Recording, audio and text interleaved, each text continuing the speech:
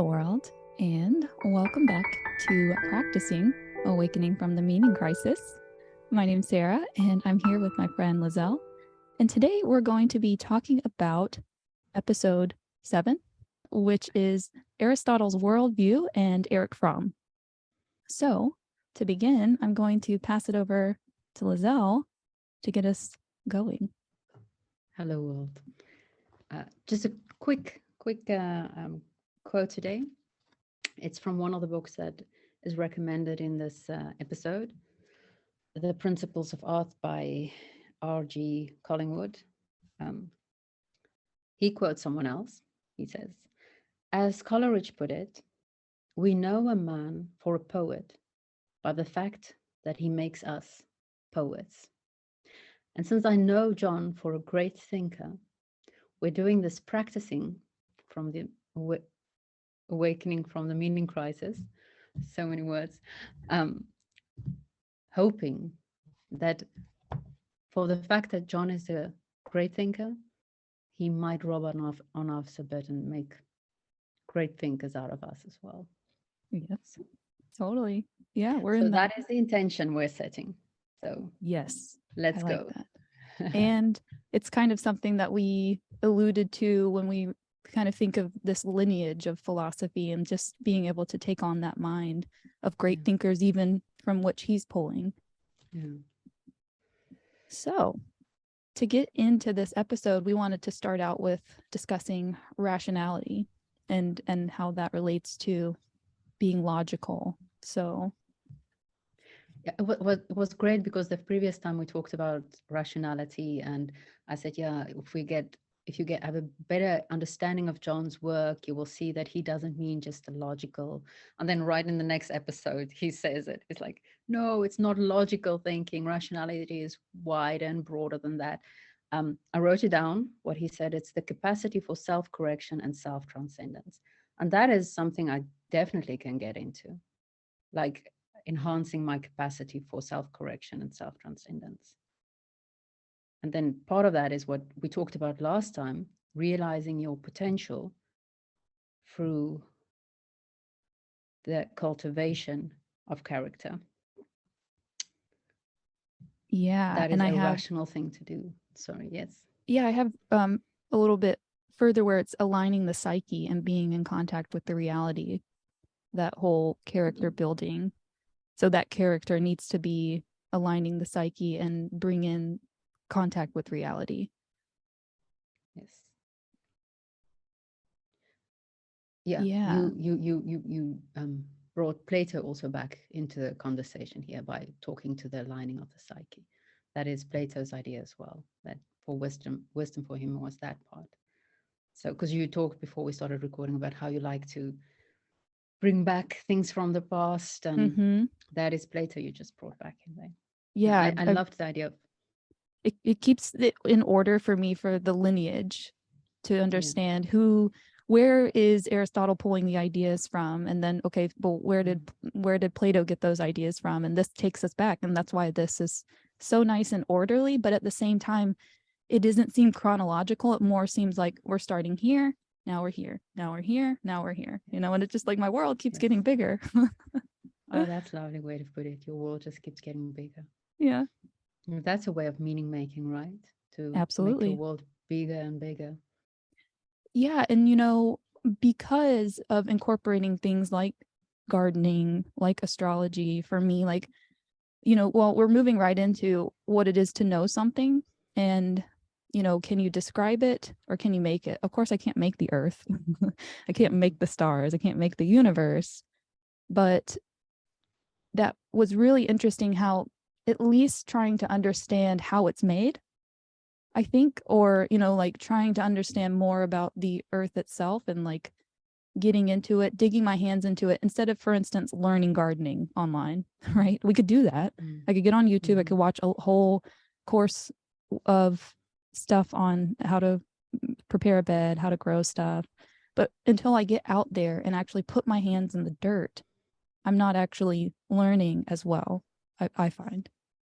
You're conforming by actually putting your hand in the dirt. You're conforming to Mother Nature and to the whole idea of gardening. You're actually indeed interacting with Yeah. the knowledge that you have, with this knowing. It's he talks about in this episode that the idea of knowing by being is Aristotle, and previously attributed to Plato, though I'm not quite sure it's not Plato, because in the seventh letter of Plato, he does have four distinctions of levels of knowing, and the fourth and the best one is indeed by knowing through actual contact with the reality. And for me, it feels very close.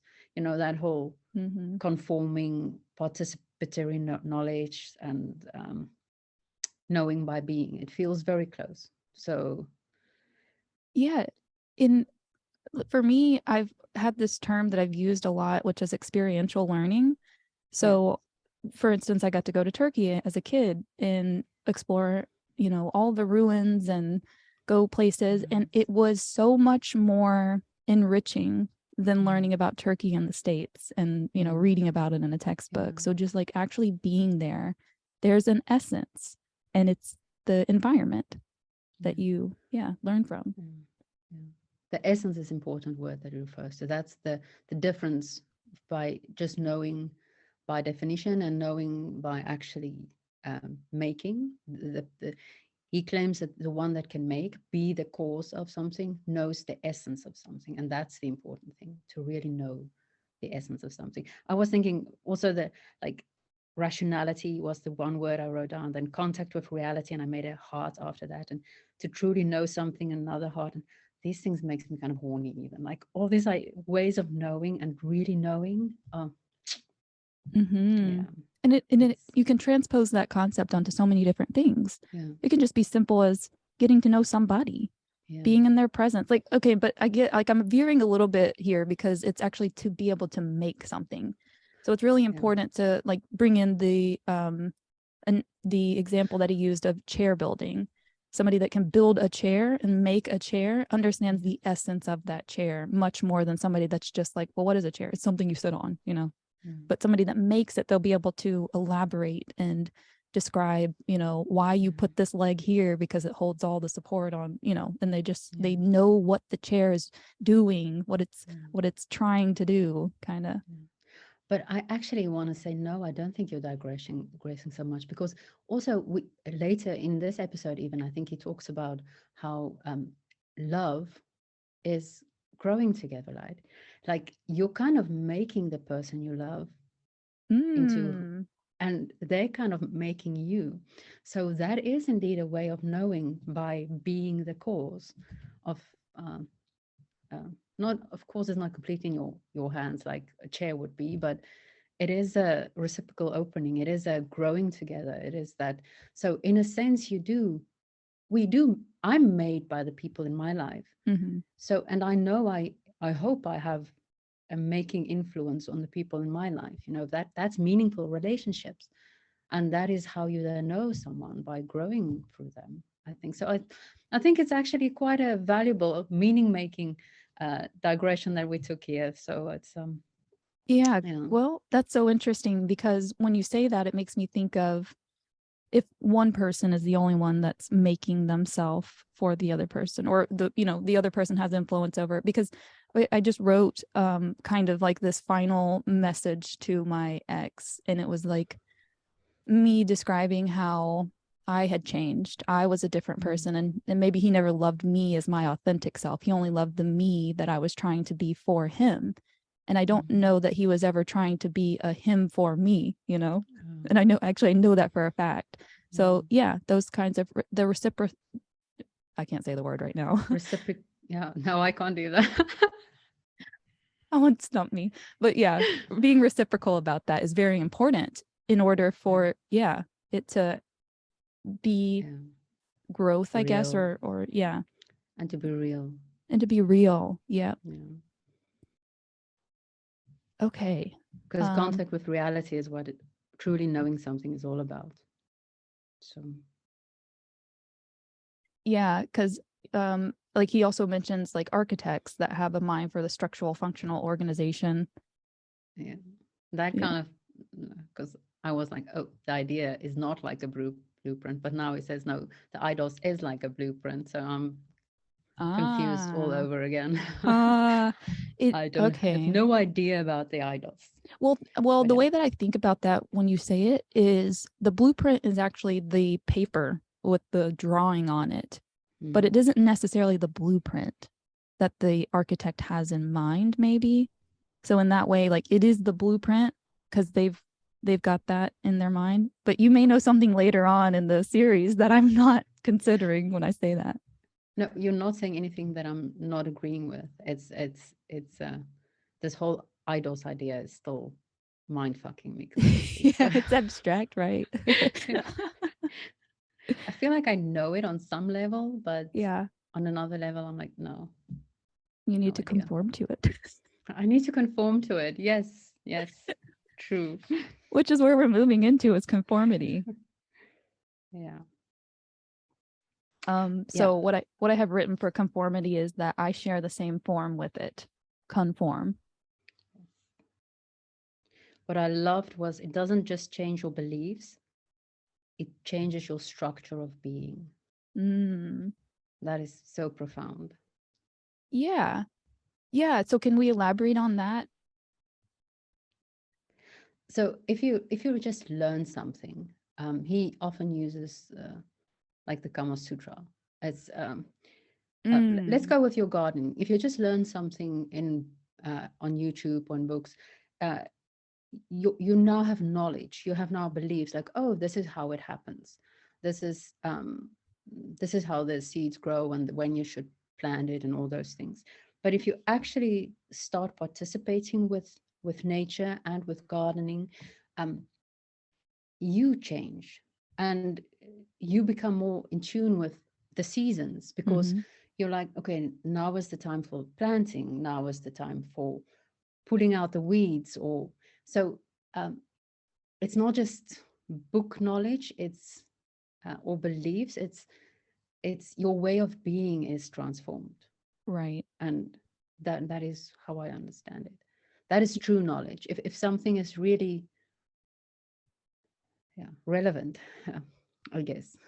Yeah. I mean, I think about when you can't unsee something. That's what it was. Like you can't unsee it. If you know that you're not being healthy, for instance, Yeah. like then you're like, my routine's going to change. And then you become this fit person. And then maybe you're more inspirational. And just as a Mm, person, like this, the way that this, might look or mm, manifest in our lives is that, yeah, your structural functional organization changes once you realize that you're in relationship with nature and there's a balance there. mhm, Otherwise, because I think about when, the pursuit is I would like to collect as much money as I can, or I would like to collect as much, wealth as I can, and you don't actually you don't change. You're still always pursuing the wealth. You're still mm, always pursuing, mm, the collection of things that you want. And so there, from my perspective, it doesn't seem like there's any growth or development in that person. There's no structural, functional, organizational change in that person. that is great for like if we get to the having mode and being mode, Okay. Yeah. because Yeah. that is Totally. like if it's just in the having mode, then but we're talking about your being Yeah. being transformed. So you have to enter a different mode of being in order to have that true transformation. What I was also thinking while you were speaking is how do we we don't think of someone as healthy, someone who knows all the nutritional facts of all the foods. We think of someone as healthy that actually does the healthy things. And this is very relevant, I think, also for the religion that is not a religion. We don't think of someone, I don't at least, of someone as a Christian who has all the right beliefs. I think of someone as a Christian who does the practices, Mm-hmm. who knows, reads the Bible and prays and, you know, do the things. Someone by their being Yep. what they profess and not by their saying only. That is what Yep. I understand here Yeah, my exactly. mom's a great example of that because she's very Catholic, and very devout. Her name's even Mary. But she doesn't attend church. She doesn't, what she does is embodies Jesus Christ. She serves people. Her whole life is committed to service to others. And So in that sense, she's always She's going to being, embody that. she's being Yep. the Yep. message. Right. She doesn't have to fire and brimstone. I mean, I have a beautiful mother in so many different ways, but I went to her about the 7 sacraments because I had already gotten 2 of them. She baptized me as a baby, and then I went through my first communion. I said, Mom, what's the next one? And she said, confirmation. I was like, well, what does that mean? And she was like, that means Catholicism is your only religion. And I was like, I can't do that. And she said, you don't have to. She said, you can keep searching. So like, it makes me want to cry, but she's just, a lot of times in this era of Christianity, it's, somebody would be very upset with me for saying that. But she is so embodying of that acceptance that's exactly my experience with people who are truly religious. They have no desire to force their religion on other people. While people who are very doctrinal, and I always think they must be a little bit unsure of what they believe. Right. They're the ones who's like, no, but you must believe this and blah, blah, blah, blah, blah. Side note, my mother's name is Mary Magdalene. so we've got the 2 Marys. We always call my mother Mother Mary because she's all my friends do, because that's how she is. That's amazing. Wow. I've had a lot of like connections with that entity of Mary Magdalene this year, and the abuse that she received from how people perceived her. So wow. Interesting. Coincidental, huh? Okay. Or is it a pattern? No, I think it's a pattern for sure. Contact epistemology, which is a cool word. So we should just throw it out there, contact epistemology. And then he also foreshadows his own, because one of the things that John is greatly known for is the 4 P's of knowing. And the one is the participatory knowing. So he foreshadows that will also come. Gotcha. Okay. So I have a contact epistemology to participate in the same form. And so I have here is when he kind of like leads into Erich Pearl. And what I have for that is the pattern of intelligibility is the same pattern by which the thing is organized. So it seems like the culminating message of all that. Yeah. The pattern, it needs to be intelligible for us to be able to understand it. And the fact that it is understandable means that it becomes real for us, something like that. And there's a ground of being that there has to be a ground of being. I have a feeling that's kind of Platonic. There has to be some sort of ground of being, and it has to be good. Otherwise, we are lost in our... if there's no intelligibility, then how do we make sense of anything? That's kind of what's playing in my head. But as you can tell, it's still very muddled, all these conceptions. But it's nice to be able to throw the mud on the table and see what grows in the mud, right? You don't know what's going to grow in the mud. So a lotus. Yes, exactly. There might be a lotus on its way. Let's hope. Let's hope. So the next thing I've got written down is Aristotle at a party. Yes, Aristotle at a party. Let's hear it. Well, yeah, the first thing I had to think is like, yeah, it's not very well socialized, this guy. If the only thing you can do at a party is hand people your books, then awesome that you wrote all those books, but maybe talk to me. Yeah. Although, like I said, like, yeah, if the book is free, by all means, just give me the book and we can talk about the weather and some coffee. I'll read this later. Yeah. I mean, yeah, you can't, I don't imagine, unless his method was like the Socratic method of getting here to the writing of the book. Maybe he had a pre-social life. No. This is very fictional what John is making. It's like, I'm quite sure Aristotle didn't do that in real life. Like, and honestly, the books back then were probably like very heavy. Yeah. If you had to show up at a party with all these books, it would cause a scene. Yeah, in a wheelbarrow. Yeah. Oh, here's the guy with the wheelbarrow again. All Still, right. I would like to hang out with him if I can Yeah, get, yeah. I think he'd be a cool guy. I Yeah. personally really like the Aristotle framework of thinking, I've noticed, because Mm. it's so um already something that I know that I didn't know that I knew, Yeah. because It it's a completely scientific shaped model. our, yeah, it completely shaped our worldview, Aristotle. Mm-hmm. Like I said, he's the father of science, basically. He's the father of basically everything. And that's the whole idea about him handing us all the books. He he's the father of everything. It's like metaphysics, the word comes from him. Mm. And not because the story goes, it wasn't actually supposed to be like metaphysics woohoo. It was just he wrote a book on physics and then he wrote a further book on philosophical questions. And he's like, well, it's after the physics book, so I'm just going to call it metaphysics. And that's how the term was invented. Oh And man. yeah, If only he had known so what they'd do with that word. oh, but I think if we should, if anyone, I feel great pity for people like John who is smart enough to be able to see the whole.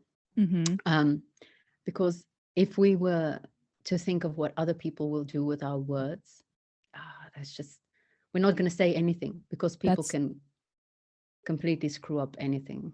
And I So think that's where we are in this society now, is that people feel like mm, they can't say things because one, you don't want to look silly. You don't want to be a fool yeah. and say the wrong thing. Or two, you're terrified of the repercussions of what your opinion might be because there's a mob Mm, that's going to come after you in some cases. yeah. So there is this kind of evil entity, from my Yeah. perspective, that is really trying to silence people in many Mm, different ways, and ultimately it seems to have this um underlying sense of shame. yeah. Don't say that, you know so um And it's really sad because you have to be able to throw the mud on the table. mhm, Maybe there's just going to be worms in the mud, but that's also good. That's good for fertilizing. But um if we had, like, Europe went through a phase where all the countries were making it illegal to deny the Holocaust, and our um, prime minister were like, people need to be able to say stupid things, otherwise how are we going to correct them? yep. So you have to be able to voice your opinions, however silly or stupid they are, so that, well, we're kind of now going into this whole three things of how do we know Yes. something is real? Because if you're Yes. not capable of voicing your opinions, you don't have that third one, you know, measuring it against what other people are saying. And it's Hmm. really important to be able to have that. Yeah. Yeah. Just as an aside, it reminds me of this man named Daryl Davis, who is a Black musician, and he has converted, I would say hundreds, I don't know the number off the top of my head, KKK members. He's got all their robes. They give him their robes because they first become so mesmerized by his ability to play the instruments that he plays. And then he's so gracious that he has a conversation with them, knowing full well that they have had a history of hating Black people. Oh, I've got So yeah, goosebumps. it just goes to show how conversation and Mhm. how you can work that out with even some of the most atrocious ideas Yeah, if you're willing to have that conversation with somebody, yeah, especially stepping outside of that echo chamber. yeah. Oh wow. Well, hats off to this man. Mm-hmm. Now that's Um, embodying the spirit of the sage, whichever sage it is. yes. Yeah, he's a genuinely beautiful man. Um, so there's these three tests, which is the first one being, is your brain functioning properly? So were you sober, basically, when you receive the information? First check. Yeah. Define sober. No. Yeah. And then the second one is, did the environment distort the information, such as were you not able to hear it clearly? Was it noisy? Or, yeah. Foggy or yeah. Mm-hmm. And then finally, like you were saying, then you try to find if others agree with this worldview. Intersubjective agreement is the word he uses, Okay. the big word. And if all of those tests check out, then you can conclude that the pattern in the mind is the pattern in the world. It's likely. Likely. Because it No. also points out, like, Aristotle used this, and Aristotle was a great, great man, and hence all the books that he wrote on basically everything. But his worldview are now questioned by us. Mm-hmm. But he used this. So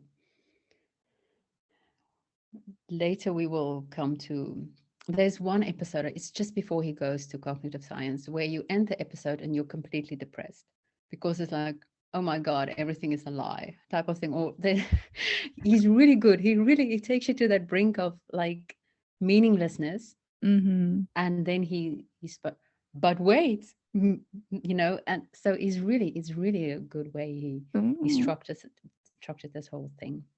I'm excited. Like I mentioned it to you before we started recording, I do want to say it. It's like the awakening from the meaning crisis is so well structured.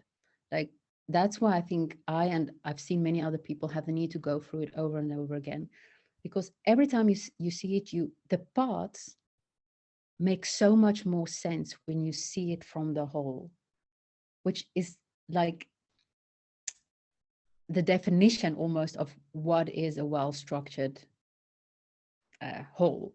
Like if the parts make more sense from the perspective of the whole, it's very Platonic, I think, and the whole makes more sense from viewing the parts. It's also well put together. I mean, everybody knows that John is a genius, but I'm not sure if he gets enough credit for that, for how well structured the awakening from the meaning crisis is. And all these little references to the past, references to the future that he keeps throwing in. It's just such a great whole. Yeah, it's like a hologram. It's like a strand of DNA. Like all the information is within that structure, and then each individual part contains that structure within it as well. Yeah. Yeah, like that. A fractal. Yes. Yeah, great. I agree. I mean, just because I've got other places that I'm applying my knowledge from. So Aristotle, to me, it's just like a mindset that I'm able to get into and didn't even realize that it was something that was, you know, a conditioned pattern of thinking. Yeah. So deep in our way of being that we don't even know it. That whole idea of geocentric worldview is something that we're questioning now, even though in his time, it was rational for him to think that way. Yes. Based on his observations. Yes, yes. You want to go into what is the structure of reality, and then specifically what is the structure of reality according to Aristotle? What is his worldview, in other words? So you just refer to one thing, the geocentric worldview. Mm-hmm. And then there's two more things. Elements being one. So fire, air, water, earth, which is to say that water wants to find water, air wants to be with air, earth wants to be with earth, which is why it falls to the ground. And I love that analogy of the fire, where you've got the wood, wow, earth at the bottom, I suppose, and the ashes of the earth, they fall back down. Yeah. The fire's rising up. I think he was talking about water there too, maybe steam. Yeah. Okay. Well, he had a really great, it's worth listening to again, Sarah, in the future. So, yeah, but I really liked that fire analogy of the elements. And then that final one is that, actually, I don't have anything written down for the third. What do you have? It's the idea of the cosmos, the beautiful order. And everything is trying to get where it belongs and moving on purpose. So that's where we were talking about earlier, about he referring back without actually referring back to that everything is suke or psyche. Thales, I think, said it, the guy who, one of his students made a t-shirt with the 3 points that the one of the natural philosophers, but I'm not sure if it's Thales. Yeah, so that is his everything is moving on a purpose. That is, I think, quite important for Aristotle, because I think the whole idea of the causes, the initial cause, the final cause, and this then being the final cause, is very, very big in later people who pick up Aristotle work a lot with that.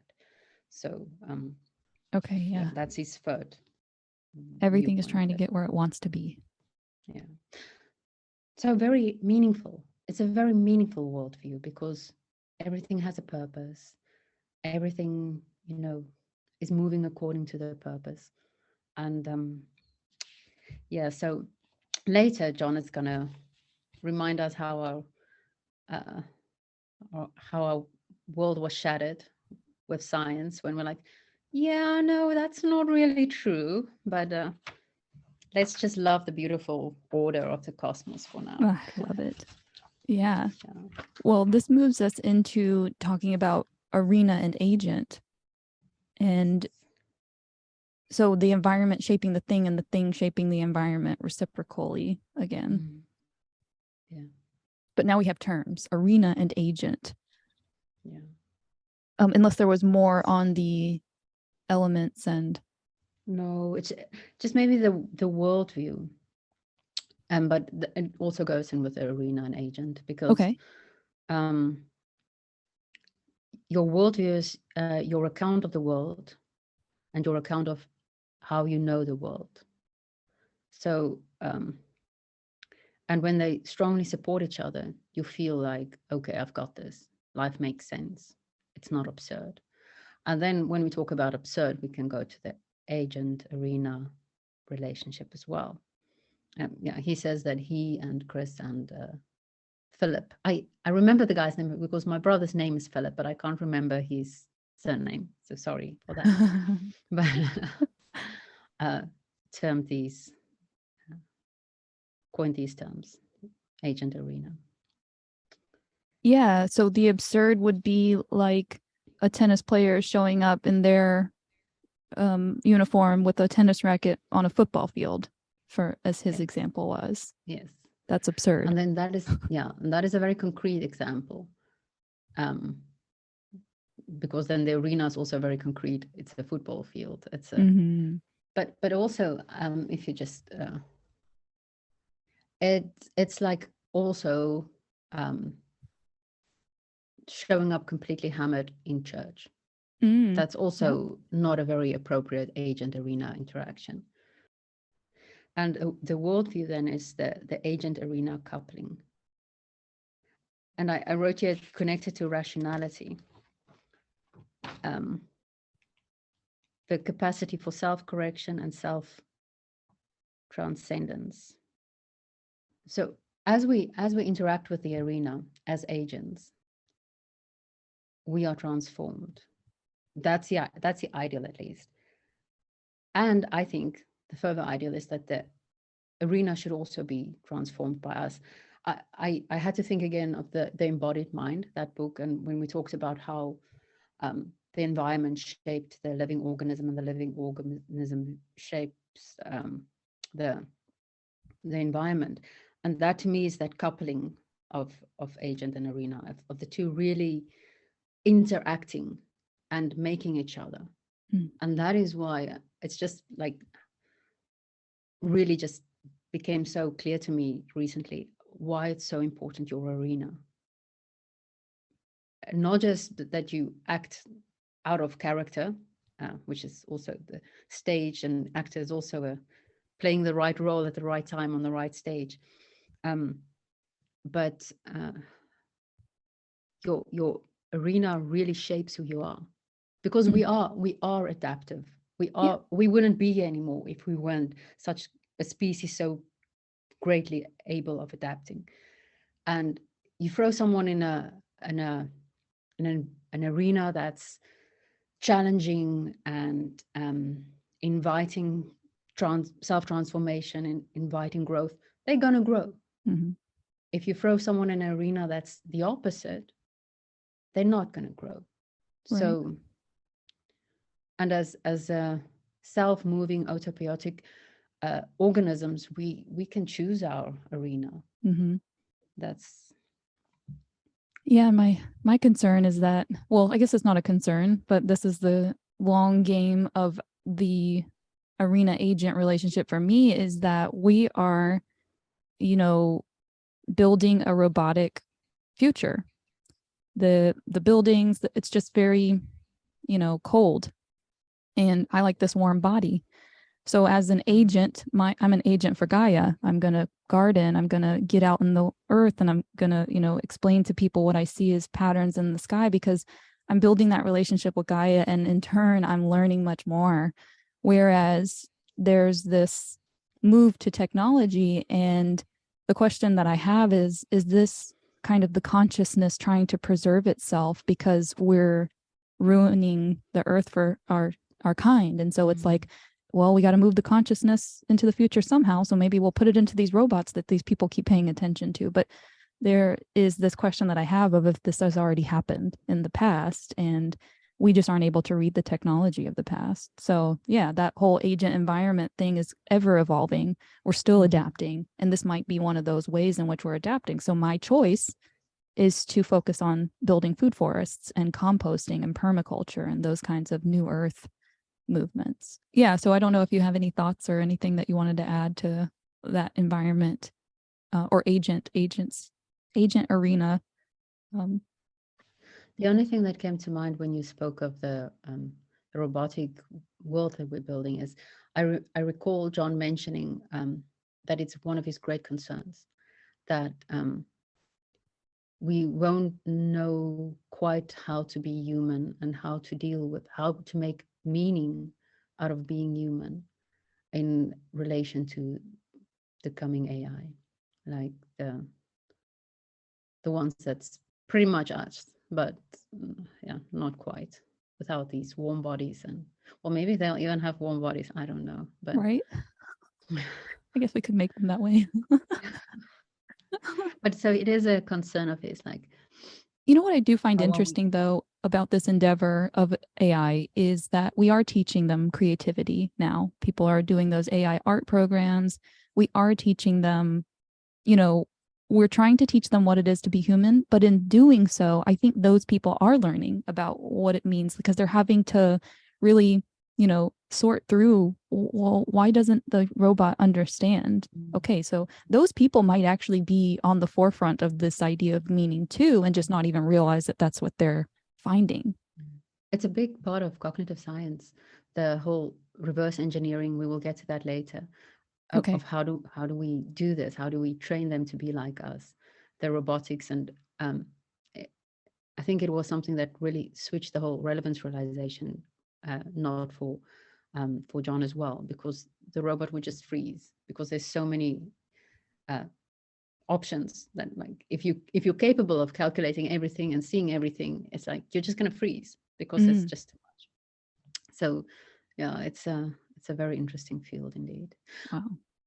Side note, like I have also this what do you call it, thought experiment that I like to play with, but I haven't actually gone very far. Imagine, I sometimes think the ultimate Turing test would be to create an AI who thinks it is a human being, and then seeing if that human being or that AI can figure out it's not really a human being. So the thought experiment for me then is, how do I know that I'm not that AI? How do I know that I am really human? Which is also, I think, a nice way to inquire. It's kind of like that. Like, yeah, that was deep. How do I know that I'm not AI? That would be like the ultimate Turing test, right? It's like, yeah. Oh, I this is one of those like existential thoughts that I get to sometimes of I've seen kind of like either a Black Mirror episode or Twilight Zone episode where the reality that the person thought they were experiencing, the facade goes away and it's just like this gloom, cobwebs everywhere, or I think it was even like slimy, the place that this person was in, but they had thought that they were in like this nice extravagant outer space hotel room or whatever. So the facade just goes away. And I'm always like, that's always a concern of mine, is like, what I know that everything seems predictable. It seems like my my situation is going to stay the same, but what if it's a facade? Like, what if I'm, not really understanding the reality? John refers to that as the hermeneutics of suspicion. And Mm. it's like, we don't really want to fall into that because it's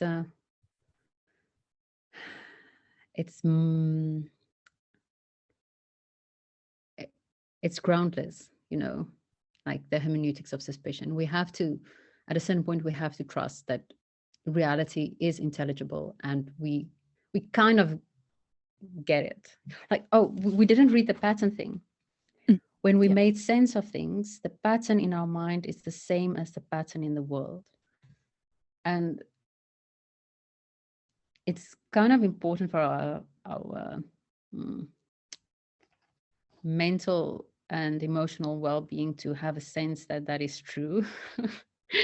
So that is the problem with this hermeneutics of suspicion. It's Okay. but yeah, I mean, the Black Mirror, all those things, like, and you have to question the Matrix sometime, right? It's but Definitely. I do think, and I think that's why maybe having a Gaia approach is quite a safe way to go, because when your hands are in the earth, that's real, right? That's real. You know this earth because you're conforming to it, you're feeling it, you're touching it, you're in touch with the reality of earth. It's Yeah. so Yeah. I mean, it's something that I make a point to do, like we're talking about, like this is something that I notice that I need to do. So, gardening when it's hot outside or when it's frigid like it is today, like that's not ideal, but I know that I'm getting something out of it, even if I'm, even if it seems like a skill that's mindless. It's not, it's almost like your whole body is a mind when you're interacting with it. Yes. It's a very important skill which most of humanity have lost, me Yeah. included. My parents are great gardeners, but you got skills though.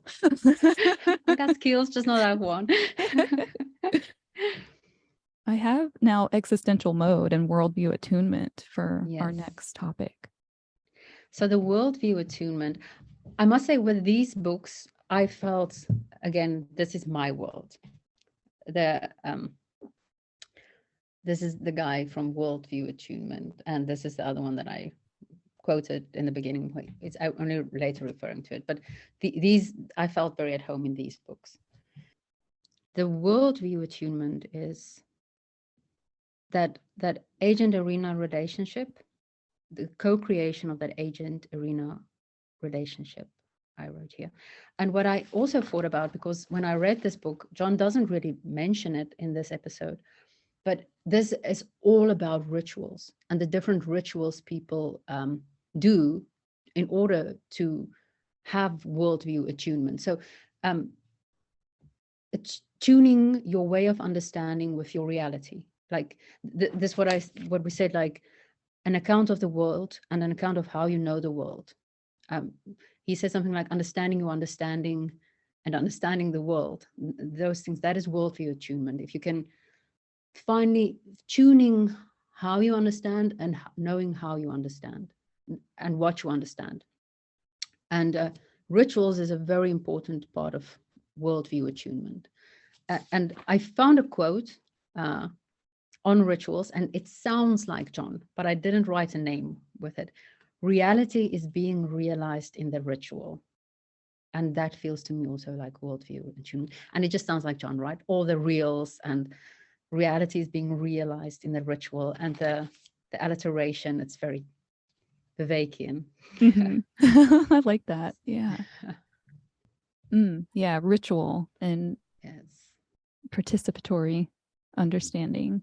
John is doing a lot of work on ritual now, but I don't know if he was that deeply into ritual then yet. I'm not sure.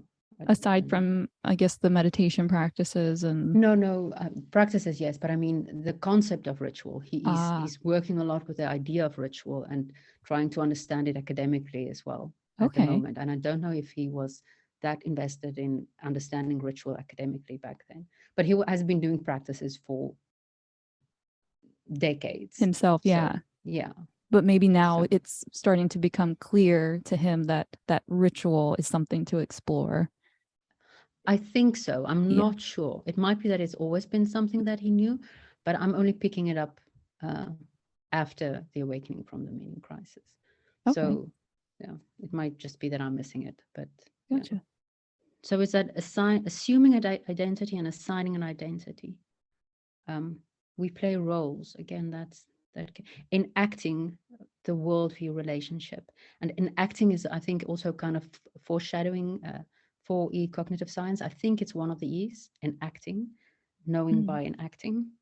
I have here at one point he says when there is a crisis in when there's a crisis in meaning, then existence is absurd. I guess what he was saying is that you need to incorporate projects of trying to intellectually understand the world and existential projects of trying to feel like we fit in and belong.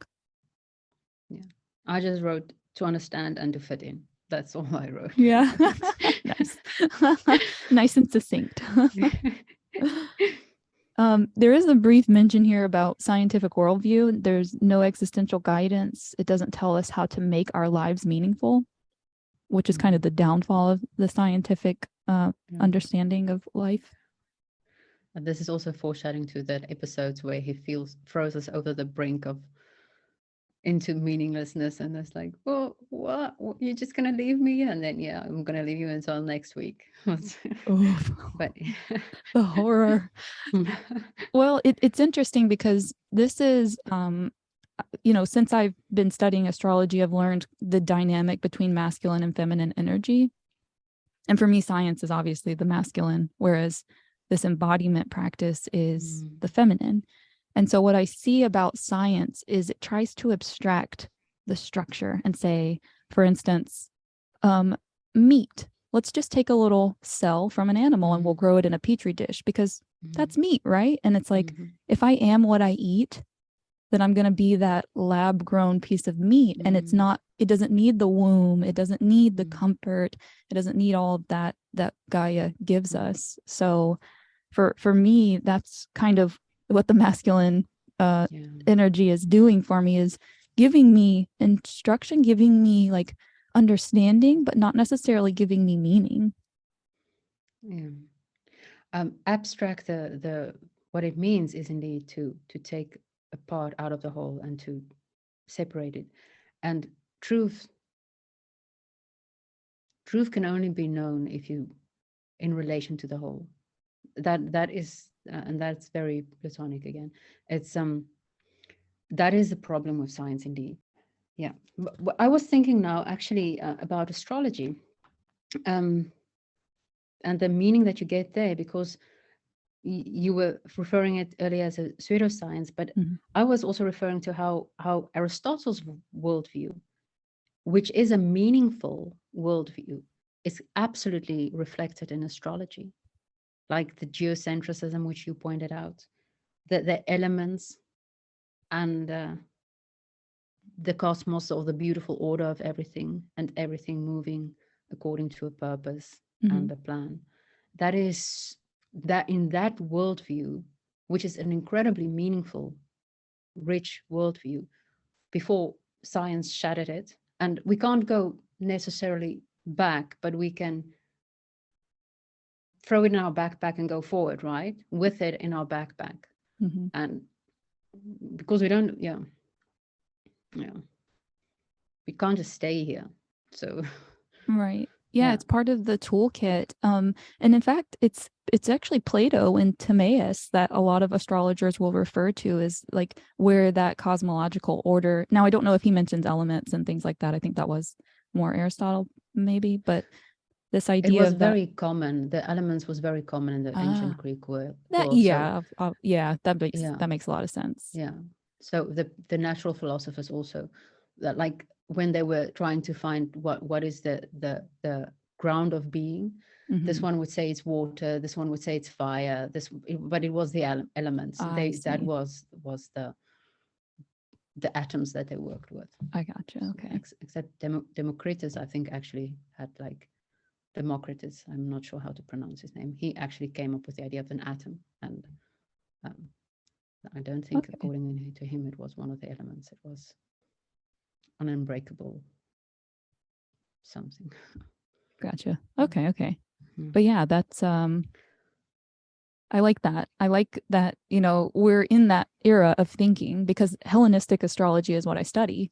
Yeah. And so I'm in that era of thinking now, but incorporating both science and the cosmos and all that stuff is something that I'm able to do now. Whereas if you had asked me 2 years ago, I'd give you every biological textbook definition of everything you wanted to hear, and I'd feel like I had facts and I was smart, you know, because that was how I was finding meaning, was if people validated my intelligence. But, and I think it's not only validating your intelligence, it's also validating your ability to intelligently form relationship with reality. Like when we talked about this contact with reality, and there was a beautiful sentence in the Zombies in the Western World, the book that John and Christopher and the Philip wrote together, about the deep need for having this contact with reality. But I can't remember the exact quote. And that is also, I think, what made you feel meaningful, by knowing these facts. That felt like, oh, I have a grip on reality, I have contact with reality.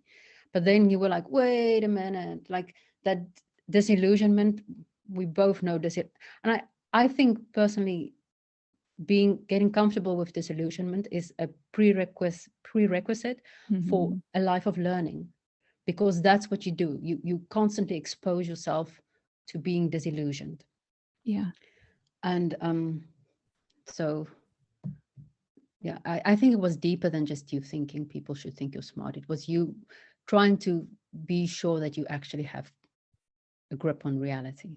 Yeah, totally. And then you're like, that doesn't work. And then like, well, let's go look here then and see. Yeah. Yeah.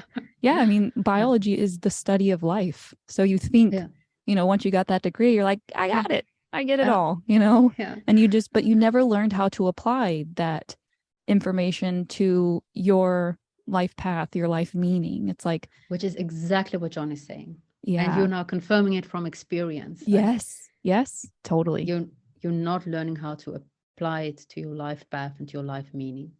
Yeah. That is the problem. Right. So I think that moves us into nomological order. Yes. Nomos, law, and logos meaning a sense of order, and order being order. So law, order, order. Yes. Law and order. Cue the music. This is a complicated thing. I also noticed that it was the part of the whole episode that has been watched the most, because I watched it again so that I can keep pausing and writing it. I have a terrible handwriting, so even I am not always capable of reading my handwriting, but I'm going to try. This set of things, that is what he then later defines as nomological order, where you have a worldview that is demonstrating and an ongoing, reliable fashion, a worldview attunement, and so that it is constantly affording existential modes in which the agent-arena relationships are unfolding and blossoming naturally, so that the person is not experiencing absurdity, and so that the person is constantly experiencing deep connectedness between their intellectual projects of making sense of the world and their existential project of finding meaning and belonging and fittedness within it. It's what we just talked about what you were searching for in science and didn't find. Yep. And now searching for in astrology and finding, because it's Aristotle's meaningful worldview that you're connecting with there. But indeed, it's an interesting project to see how you can develop that further with the other knowledge, the scientific worldview. That it's a very interesting project. So nomological order to me just feels like that safety there's order, and I am ordered according to that order. So I'm in touch with reality. Mm-hmm. And I'm growing this, that's what it feels to me like, this nomological order, this just a sense of safety and knowing that type of thing. And it makes sense. The patterns in the world corresponds to the patterns in my mind. All is well. Like, I'm not bonkers. Yeah. I don't know how that feels, but okay. Apparently people can feel like that. Right. Yeah, that's, like you said, it makes us feel like we're in touch with reality. Yes. So I think it's interesting that he didn't use nomological order in the title of this video, because I think that was like the end of this, like this definition kind of describes what we've been talking about, is like, how to develop that, I guess, trust in your nomological order. Am I using bad terms there? I don't think you're using bad terms. I'm still exploring this with you. So yeah. I don't know. I don't know. Sounds good to me. Yeah, I trust that your account of the world and the account of how you know the world makes sense and is true. And that it's not absurd. And that's the big thing, that it's not absurd. Kind of makes me wonder, okay, and I know he goes into that, but I'm also in a sense curious, like, what went wrong? Because that's the whole nihilism, is the sense of everything is absurd, right? Yeah. So something went wrong. It's just like, okay, with my limited understanding, what I wonder is if it all became absurd because we started to make our own world, segregated from the world that was already existing. So this thing that we created, the stock market, money, time, all these things that we created aren't actually real. Not actually real at all. Money, not real. Okay, but we're going to talk more about money. I know you keep saying that there's something further in here about money, but I don't know if it's further in here, but I've read a couple of books on money, and money is a very complex, because trading has always been part, and trading is very real. And as soon as there was a period where the stockbrokers or the banks were like on strike, so people couldn't get money, and people started trading other things. So money is just a simple way of trading, and in that sense, it's real. It's very real. We've made it very abstract, right? But we need something to trade with. But also interesting, because I shouldn't say that. But what is interesting is when people who pick up trash, when they go on strike, it's usually 2 or 3 days max before the government gives into their demands, because everything is a mess. We really need them. When the bankers went on strike, it was months before anybody noticed. Yeah. That does say a lot. Yeah, totally. Right. So I guess, well, yeah. Well, they noticed, but they just figured out ways to deal with it by themselves. Credit notes, writing on notes, and like exchanging the credit notes. Oh, I owe Peter this, but Sarah, he owes Sarah this, so I'm gonna give it to Sarah, and then we're all good. Like, things like so. Money is basically just that. I see. Well, then just to like kind of go back, then it's more that I think that we're constructing virtual reality. Literally, we're making a virtual reality. So, and in that virtue word, virtual, it's like, this is the ideal. We could make as much food for everybody, if we do big crops, if we, do big ag or that kind of thing. So it's like, I think that the reality that we're trying to build is so unsustainable and not real in that sense, because it's not actually a safe environment to be building. So in that sense, we're that's false reality. Like this, it's actually absurd that we believe that we could just build, an ecosystem for ourselves that doesn't have plants and animals incorporated in it. I do again, I'm going to question that, because we've always been creating our culture. That's what Mm. culture.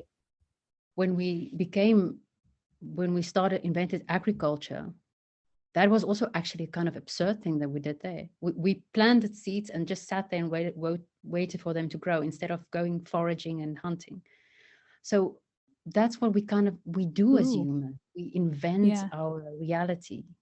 Oh, It's, so maybe we need to move through the absurd to find the innovative ideas. maybe, That's interesting. and some people, because maybe not everybody is well equipped to deal with absurdism. I agree. Yeah. But yeah, science had something to do with it, I'm quite sure. Yeah. So So do you want to move into India now? yes, let's move into India. Let's go to India. We're leaving Greece and moving to the mindfulness revolution.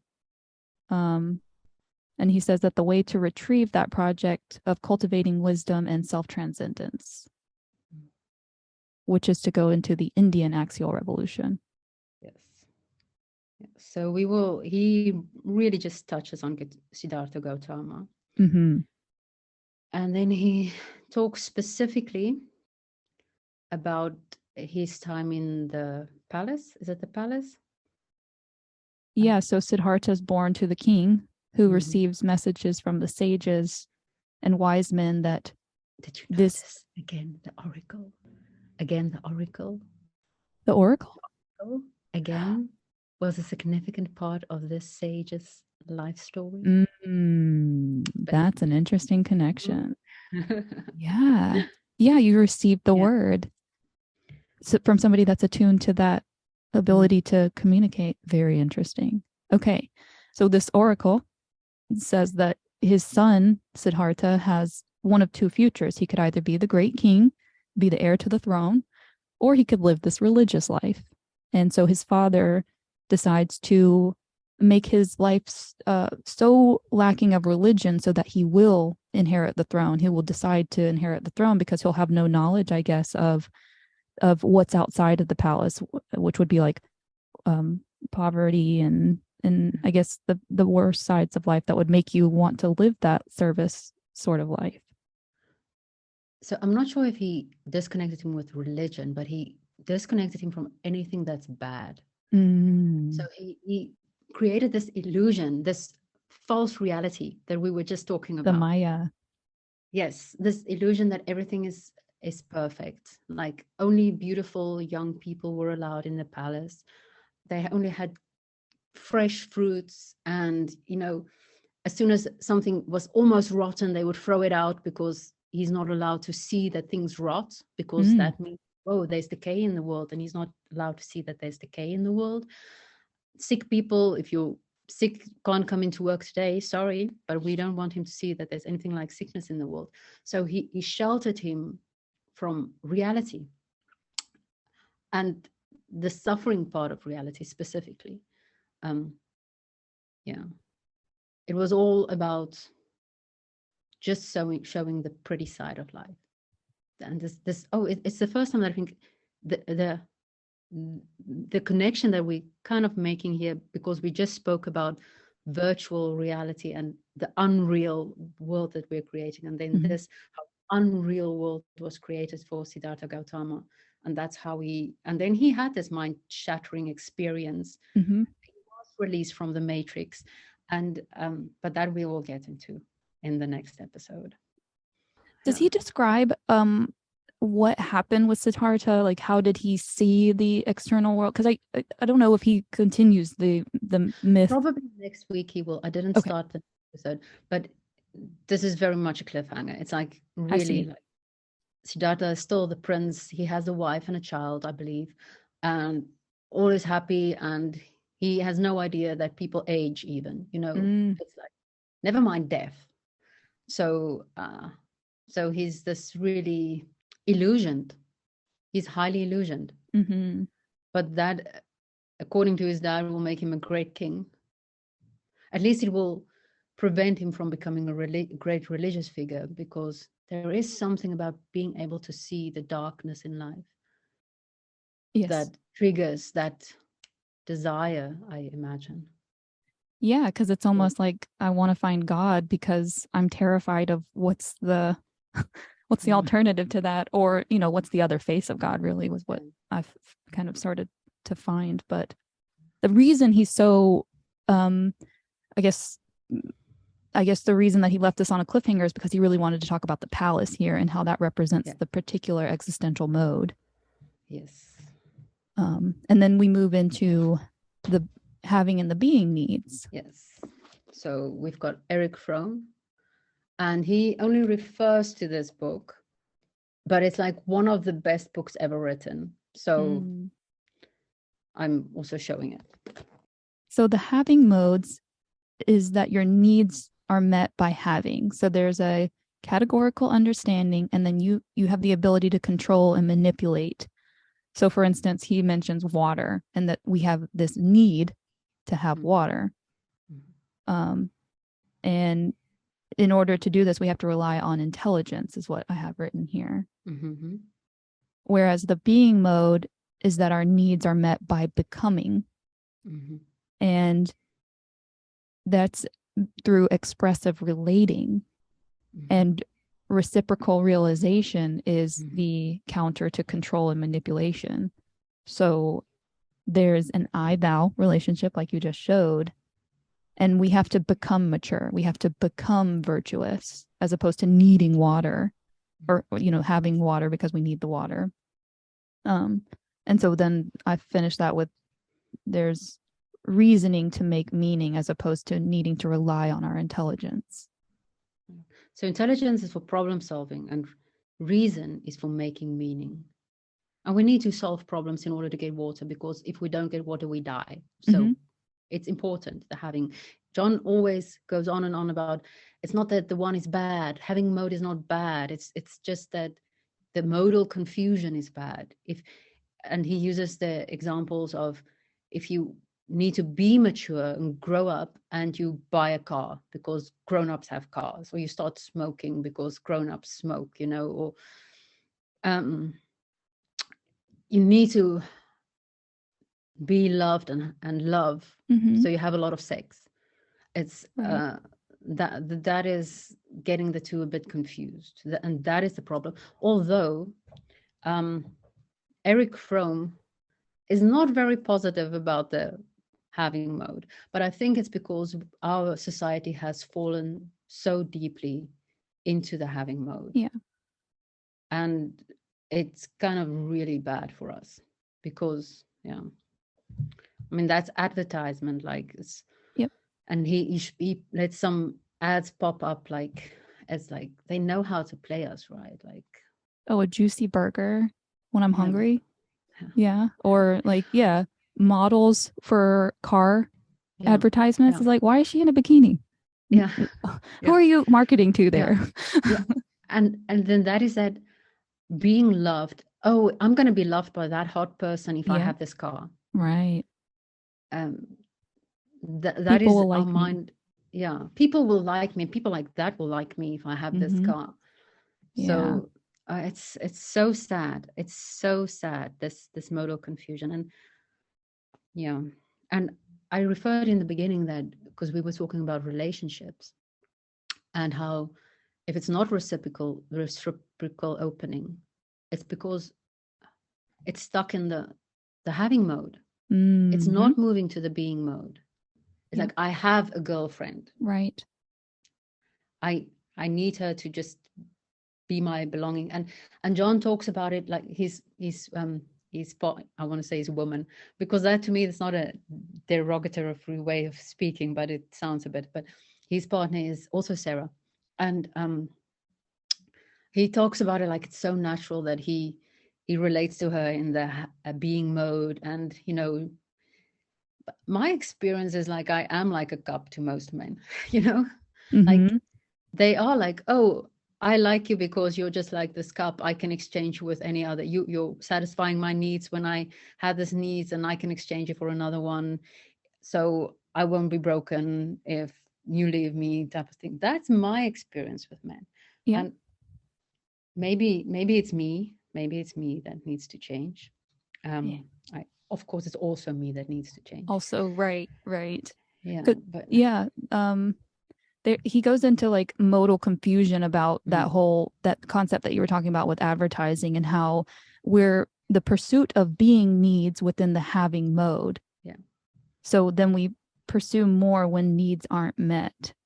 Mm. So it's like also it's not just a either or, like choosing one or the other, but it's also recognizing when the particular type of need is being fulfilled by the wrong mode of like having or being, I guess. Yeah.